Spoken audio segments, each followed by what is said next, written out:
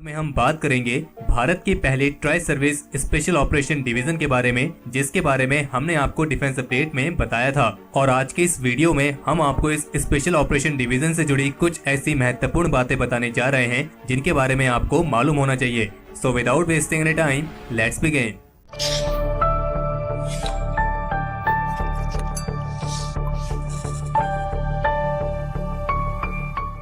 सन 2012 में farmer bureaucrat Naresh चंद्र की अध्यक्षता में 14 मेंबर्स वाली टास्क फोर्स कमेटी ने भारत सरकार के सामने एक प्रस्ताव पेश किया था, जिसमें उन्होंने कहा था कि राष्ट्रीय सुरक्षा के लिए उभरते हुए खतरों का और भी प्रभावी तरीके से सामना करने के लिए 3 खास तरह की ट्राई सर्विस डिविजन्स को स्थापित किए जाने की जरूरत है। और इन 3 खास डिविजन्स में साइबर डिवीजन, स्पेस डिवीजन और एक स्पेशल ऑपरेशन डिवीजन शामिल थी। और इन 3 खास डिविजन्स को स्थापित किए जाने का प्रमुख उद्देश्य था ताकि इंडियन आर्म फोर्सेस की तीनों सर्विसेज के एक्सपर्ट्स संयुक्त रूप से मिशन पे काम करें। और जो ये स्पेशल ऑपरेशन डिवीजन है, इसका पूरा नाम arm forces special operations division होगा, जो अमेरिका की स्पेशल ऑपरेशन कमांड सील की तरह ही कैपेबल होगी। ये special operation division integrated defence staff यानी कि IDS के तहत आएगी। और इस डिवीजन को बनाने का प्रमुख उद्देश्य है ताकि जो स्पेशल ऑपरेशन के दौरान एक तनाव रहता है, वो तनाव इंडियन आर्म फोर्सेस की तीनों स्पेशल फोर्सेस के बीच बराबर और तालमेल के साथ आएगा। क्योंकि वर्तमान समय में इंडियन आर्म फोर्सेस की तीनों स्पेशल फोर्सेस यानी कि पैरा,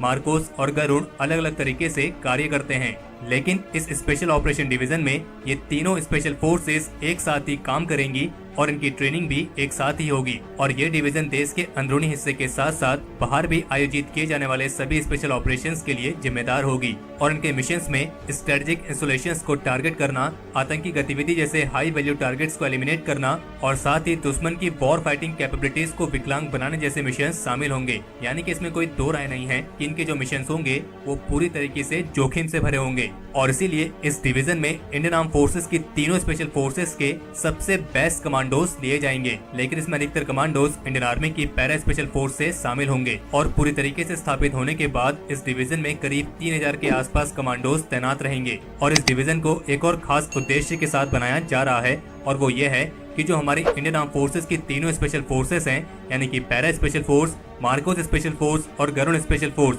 इन तीनों का फुल पोटेंशियल अभी भी बाहर नहीं आया है, क्योंकि अलग अलग काम करने की वजह से इनके मिशंस भी आपस में डिवाइड हो जाते हैं। और इसीलिए नरेश चंद्र की कमेटी ने फैसला लिया था कि इन तीनों स्पेशल फोर्सेस के फुल पोटेंशियल को बाहर निकालने के लिए इन्हें एक ही डिवीजन के अंदर शामिल किया जाएगा, ताकि ये एक साथ मिलकर बड़े से बड़े कॉवर्ट ऑपरेशंस या किसी भी एंटी टेररिस्ट मिशंस को अंजाम दे सकें। और इस डिवीजन के जितने भी कमांडोज हैं, उन सभी को खास तरह की वेपनरी से इक्विप किया जाएगा, जिनमें एडवांस गन्स के साथ साथ sniper rifles, मिजेट submarines, special communication system, thermal site, helicopters और ऐसे ही सारे जरूरी इक्विपमेंट्स इनके पास रहेंगे।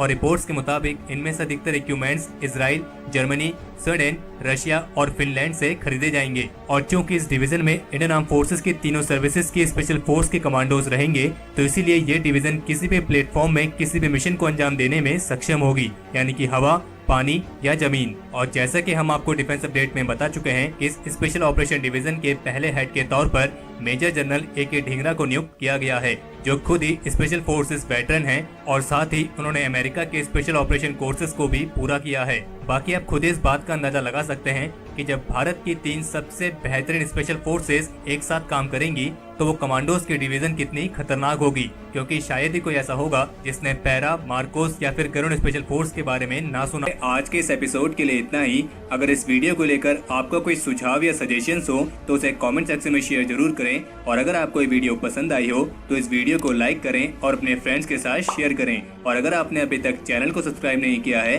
तो चैनल को सब्सक्राइब करना ना भूलें।